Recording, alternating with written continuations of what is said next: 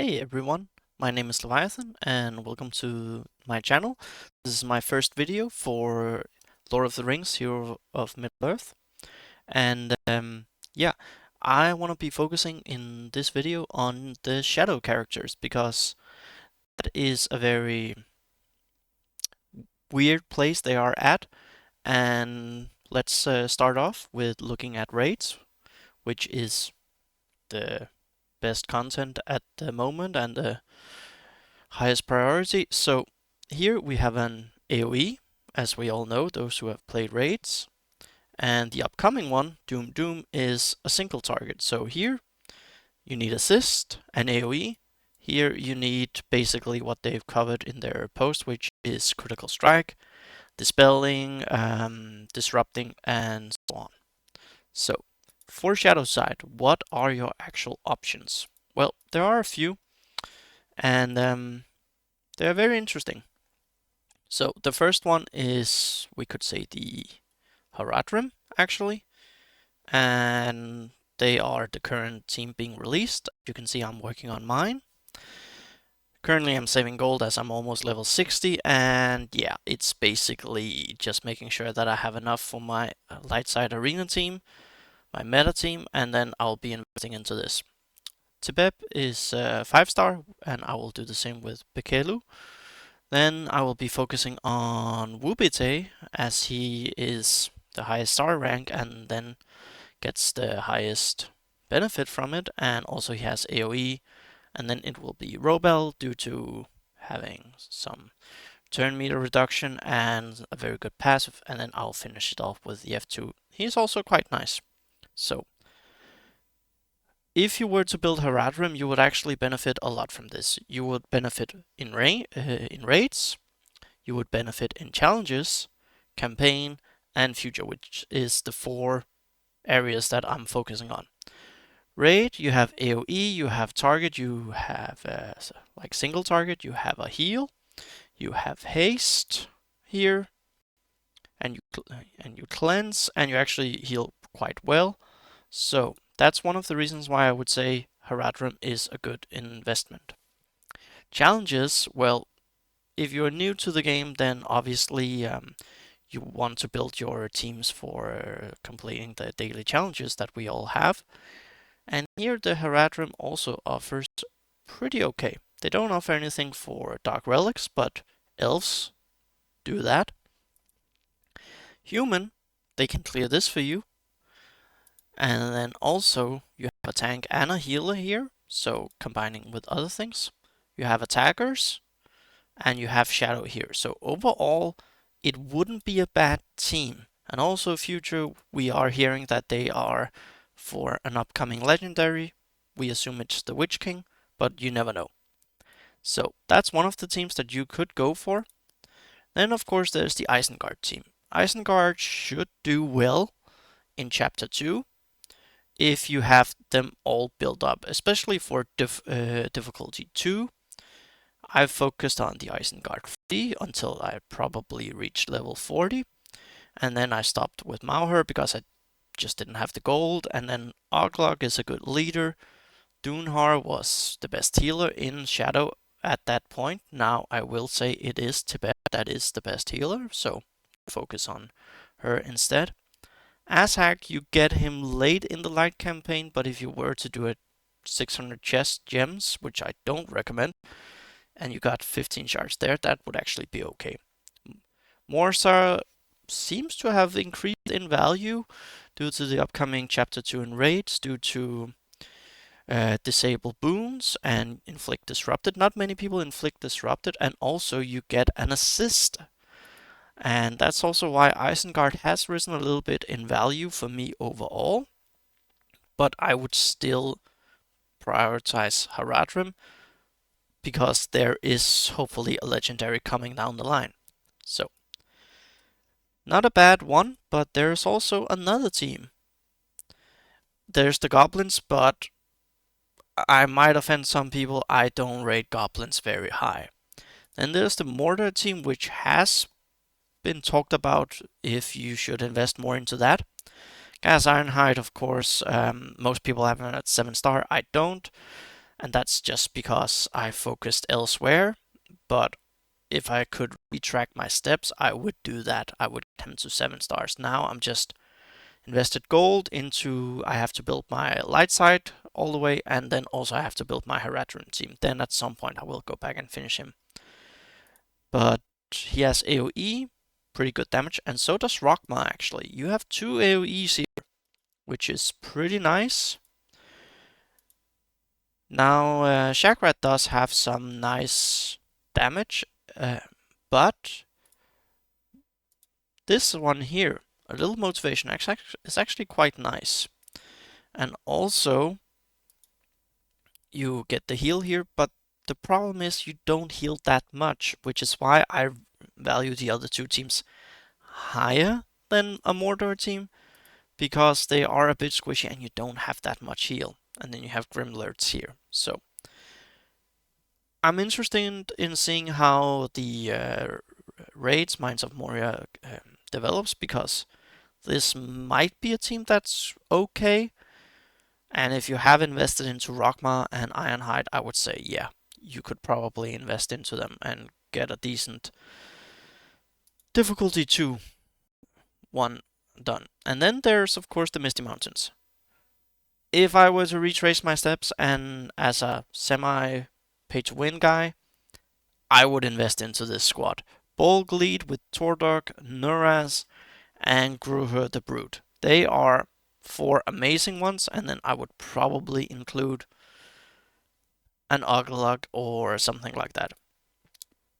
Bolg also has risen a little bit in value because he can also do Disrupt. And he has advantage. We don't know what the future holds, but this could be good for the Balrog maybe, if it's a single target, because he offers a lot of damage. The problem with Bolg is that he's available in the store, and you have to buy him with the same currency that you buy Helper at. So I spent on Bolg, got him money, and then I actually spent tokens to get him to 3-star, and I was starting to work on him.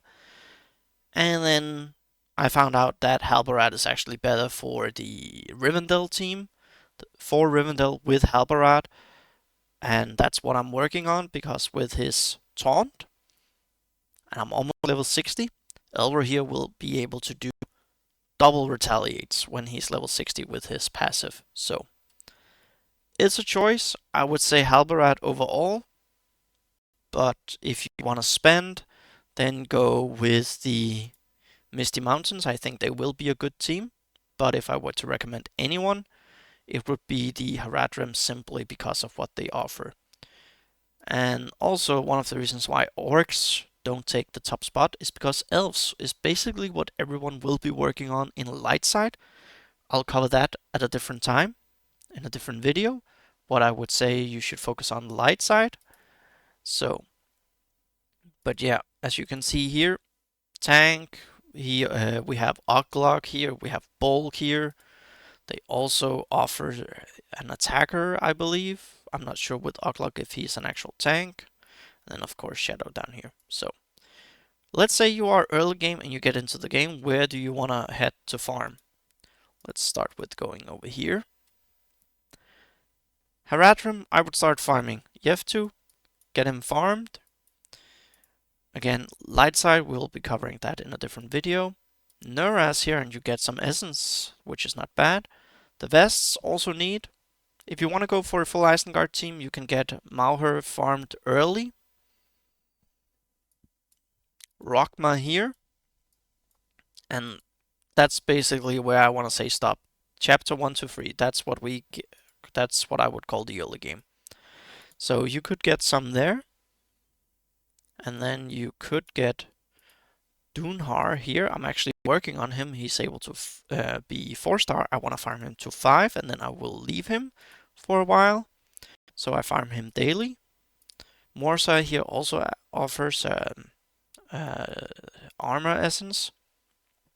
If you really want to farm these, you have this one optional, but Grimlords I wouldn't really go for.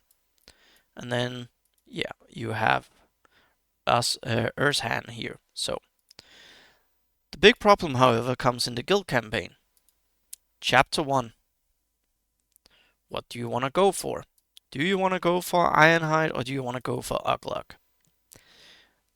Shadow in the very early game is limited to basically the Isengard free. Some is investing into Edric.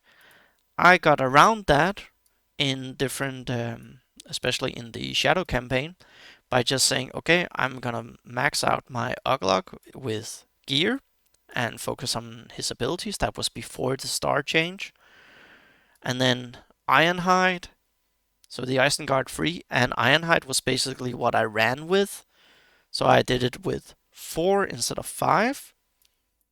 And yeah, that worked. So Haradrim you can get different places, like if you go in here, you have Wubite here. I'm farming him. I can get him to 6 star, and I'm just slowly farming him to 7. Yevtu we saw in the light campaign. Now the big problem with Haradrim actually is that you have to go to hard chapter 4 to get anyone. And that is Robel here. The AoE who has the turn meter, which is really useful in a game like this, is a late unlock. That's also the problem with Tordok and Bulk. He is chapter 5-1 and that is quite hard. So overall for challenges, for raid, for the future with a legendary unlock, at this present time I would say go Haradrim. Also because what Haradrim really lacked, and Shadow in general, was a healer. But now they have that, and it's actually a pretty good heal.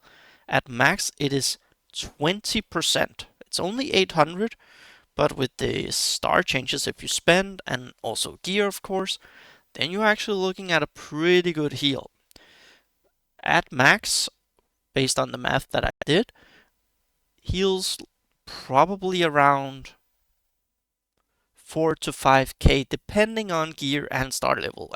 But if we say 5 star, level 60, gear 8, around there, I believe it's around 4,000, and that's actually pretty good because 4,000 is the same as a Halberad heal. And you get haste, you get cleanse, you get haste for 2 turns, which is just insane. And then, yeah, you also get some regen here. I would say go for 5. Don't go further. This one would actually be quite nice, Fortitude. So yeah, there are the things that I would focus on there. When it comes to the Haradrim, Tebeb is the one I would prioritize the most.